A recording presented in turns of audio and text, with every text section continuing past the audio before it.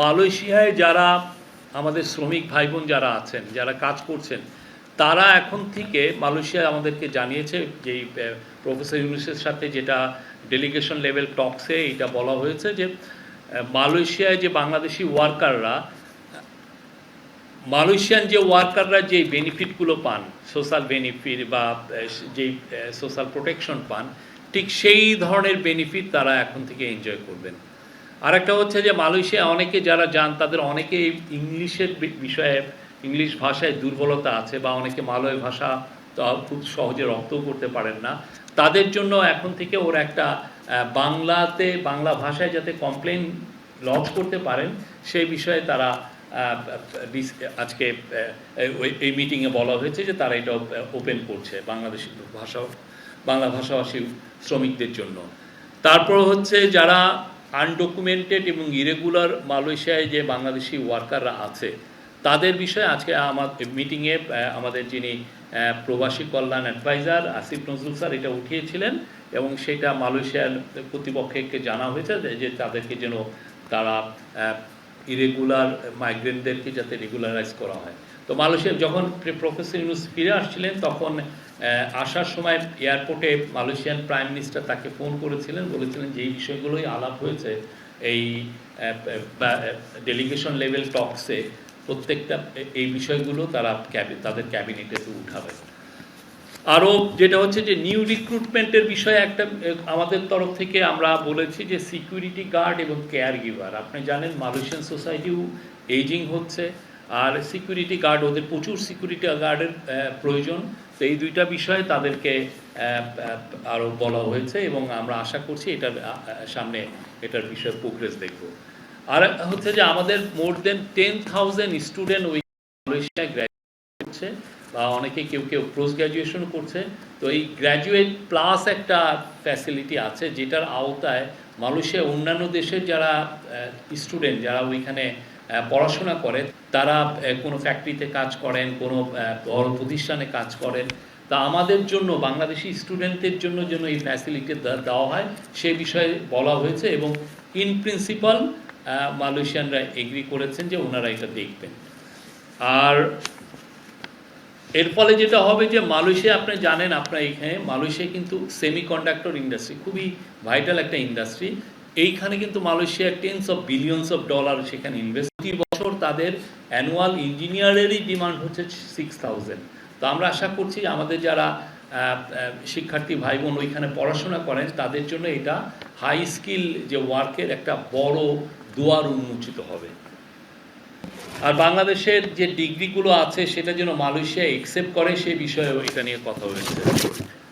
R trade and ইকোনমিক্সের বিষয়ে মালয়েশিয়ার সাথে আমরা খুব দ্রুত এফটিএ নেগোসিয়েশন করব। এফটিএ হচ্ছে ফ্রি ট্রেড এগ্রিমেন্ট। আমাদের থেকে আমরা প্রচুর মালয়েশিয়ার থেকে মোর দেন $3 বিলিয়ন মতো আমরা খাদ্যপণ্য এবং অন্যান্য প্রোডাক্ট ইম্পোর্ট করি, আর মালয়েশিয়া আমাদের থেকে কিছু ইম্পোর্ট করে। তো আমাদের মধ্যে যাতে ট্রেডটা আরও বুস্টিং হয় সেই জন্য এফটিএ নেগোসিয়েশনটা আমরা খুব দ্রুত করব। আমরা অলরেডি, আপনি জানেন, জাপানের সাথে আমাদের এফটিএ নেগোসিয়েশন হচ্ছে, সিঙ্গাপুরের সাথে আমাদের এফটিএ নেগোসিয়েশন হচ্ছে। আমরা মালয়েশিয়ায় রিজিওনাল কম্প্রিহেন্সিভ ইকোনমিক পার্টনারশিপ, ওদের একটা আরসিইপি আছে যেটা আসিয়ান কান্ট্রিগুলোর মধ্যে, এটার সাথে যাতে আমরা যুক্ত হতে পারি সেই জন্য আমরা তাদেরকে বলেছি এই মিটিংয়ে। আর একটা খুব ইম্পর্টেন্ট সেটা হচ্ছে হালাল ইকোসিস্টেম। আমাদের দেশে ওয়ার্ল্ডের 3rd লার্জেস্ট মুসলিম মেজরিটি ন্যাশন। তো দেখা যাচ্ছে যে মালয়েশিয়া মানে ওদের 35 মিলিয়নের দেশ, আর আমরা সেখানে 180 মিলিয়নের দেশ। তো ওদের কিন্তু হালাল ইকোসিস্টেমটা খুব উন্নত। ওদের 14টা ইন্ডাস্ট্রিয়াল পার্ক আছে, মানে ইকোনমিক জোন আছে যেখানে হালাল পণ্য তৈরি হয়, হালাল কসমেটিক আছে, হালাল ফুড আছে, হালাল মেডিসিন আছে, সব ধরনের ইয়ে। তো আমরা ওদের কাছ থেকে, চিফ অ্যাডভাইজার সরাসরি বলেছেন, আমরা ওদের এক্সপার্টিস চাচ্ছি। আমাদের যে প্রতিষ্ঠানগুলো হালাল সার্টিফিকেশন করে তাদের ক্যাপাসিটি বিল্ডিংয়ের কথা আমরা ওদেরকে বলেছি, এবং তারা খুবই রেসপন্ড করেছে। ওদের যে হালাল ইকোসিস্টেম যারা দেখেন তারা এসেছিলেন আমাদের চিফ অ্যাডভাইজারের সাথে, একটা বিস্তারিত একটা বড় মিটিং হয়, এবং মিটিংয়ের মাধ্যমে আমরা আমাদের যেগুলো নিড তাদেরকে জানিয়েছি, এবং তারা বলেছে খুব শীঘ্রই তারা বাংলাদেশে একটা দল প্রেরণ করবে। আমাদের এখানে কিছু ইস্যু আছে যে হালাল সার্টিফিকেশন কারা দিবে, এটা ইসলামী ফাউন্ডেশন দিবে নাকি বিএসটিআই যেটা শিল্প মন্ত্রণালয় তারা দিবে। সেই বিষয়েও প্রফেসর ইউনূস কিন্তু যাওয়ার আগেই নির্দেশ দিয়েছিলেন সংশ্লিষ্ট মন্ত্রণালয়গুলোকে যে এই বিষয়টা খুব দ্রুত যেন রিজলভ করা হয় এবং এটার জন্য আর আমরা ওদের কাছ থেকে চাচ্ছি, আমরা আপনি জানেন বাংলাদেশে অনেকগুলো ইকোনমিক জোন আছে, আমরা এমন একটা ইকোনমিক জোন করতে চাচ্ছি সেটা হচ্ছে হালাল ইকোনমিক জোন বা হালাল ইন্ডাস্ট্রিয়াল পার্ক। সেখানে হালাল পণ্য তৈরি হবে এবং এটার মূল হলো সিংহভাগ আমাদের লোকাল মার্কেটে এবং বাইরে যাতে এক্সপোর্ট হয় সেটা। আমরা আসলে হালাল যে পুরো মার্কেটটা সেটা $3 ট্রিলিয়ন মার্কেট। আমরা চাচ্ছি যে এই মার্কেটে এই জায়গায় আমরা আমাদের জায়গাটা তৈরি করে নিতে। মালয়েশিয়া খুবই বড় প্লেয়ার, আমরা মনে করি যে আমাদের কোম্পানিগুলো যে এরকম সক্ষমতা অর্জন করছে খুব শীঘ্রই তারা এই বিষয়ে ভালো কিছু করতে পারবে। আমরাও ডিফেন্স কোঅপারেশন নিয়ে তাদের সাথে কথাবার্তা হয়েছে এবং আমরা আশা করছি যে এর ফলে দুই দেশের সিকিউরিটি এজেন্সিগুলোর মধ্যে নিবিড় সহযোগিতা হবে এবং নিবিড় সহযোগিতার ফলে যেটা হবে যে আমরা অনেক বিষয় নিয়ে কাজ করতে পারবো। কাউন্টার টেররিজম এটার মধ্যে অন্যতম। রোহিঙ্গা ইস্যু নিয়ে অনেক কথা হয়েছে। রোহিঙ্গা ইস্যু পুরো প্রফেসর ইউনূসের সাথে মূলত আনোয়ার ইব্রাহিমের 3টা মিটিং হয়। একটা হচ্ছে যে রেস্ট্রিক্টেড মিটিং ছিল, কয়েকজন অ্যাডভাইজার ছিলেন আর আনোয়ার ইব্রাহিম ছিলেন আমাদের একজন অ্যাডভাইজার এবং আনোয়ার ইব্রাহিম আর কয়েকজন মিনিস্ট্রি। আর একটা হচ্ছে ওয়ান খালি ওনারা 2জন ছিলেন।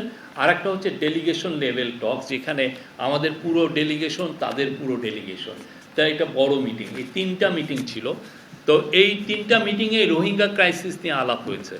এই রোহিঙ্গা ক্রাইসিস নিয়ে আমরা খুব শীঘ্রই 25শে অগাস্ট, আপনি জানেন এটা 8ম বার্ষিকী হবে এই যে রোহিঙ্গাদের যে ইনফ্লাক্স, যে 7.5 লক্ষ যে রোহিঙ্গা 2017 সালে আসলো বাংলাদেশে, সেটার বর্ষপূর্তি হবে 25শে অগাস্ট। সেই সময় একটা বড় আমরা ইন্টারন্যাশনাল কনফারেন্স করতে চাচ্ছি, সেখানে 50টার মতো ডিগনিটারিজ আসবে।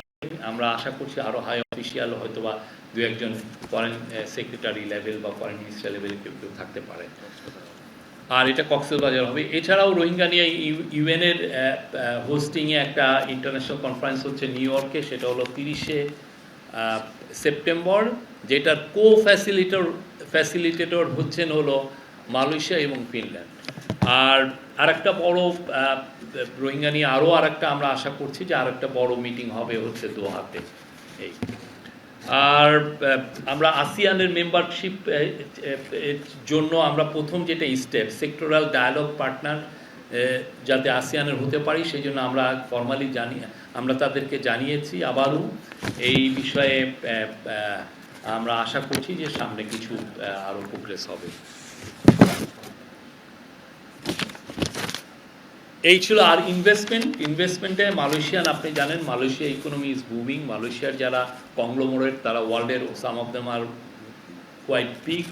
এদের যারা বড় বড় কংগ্লোমারেটের যারা চিফ এক্সিকিউটিভ বা চেয়ারম্যান, তাদের সাথে চিফ অ্যাডভাইজারের একটা মিটিং, কয়েক দফা মিটিং হয়েছে।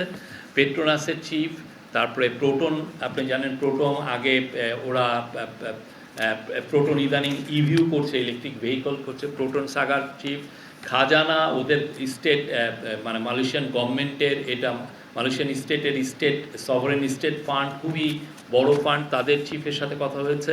সানওয়ে গ্রুপ মালয়েশিয়ার সবচেয়ে largest construction real estate company, হ্যাঁ, তাদের সাথে কথা হয়েছে। এবং ওদের যারা আমাদের যে বিজনেস একটা ফোরাম হয়েছিল, সেখানে অনেক পাম অয়েল ম্যানুফ্যাকচারার আসছিলেন, যারা প্রডিউসার এসেছিলেন, তাদের সাথেও কথা হয়েছে। আমরা আশা করছি যে রবি এক্সিয়েটার যারা প্যারেন্ট কোম্পানি এক্সিয়েটা বেরহাট, তাদের চিফ এক্সিকিউটিভের সাথে এবং তাদের চেয়ারম্যানের সাথেও কথা হয়েছে। তো আমরা আশা করছি যে এর ফলে বাংলাদেশের প্রতি তাদের যে ইন্টারেস্টটা বাড়বে, বাংলাদেশে আমরা মালয়েশিয়ান ইনভেস্টমেন্ট অদূর ভবিষ্যতে দেখতে পারবো।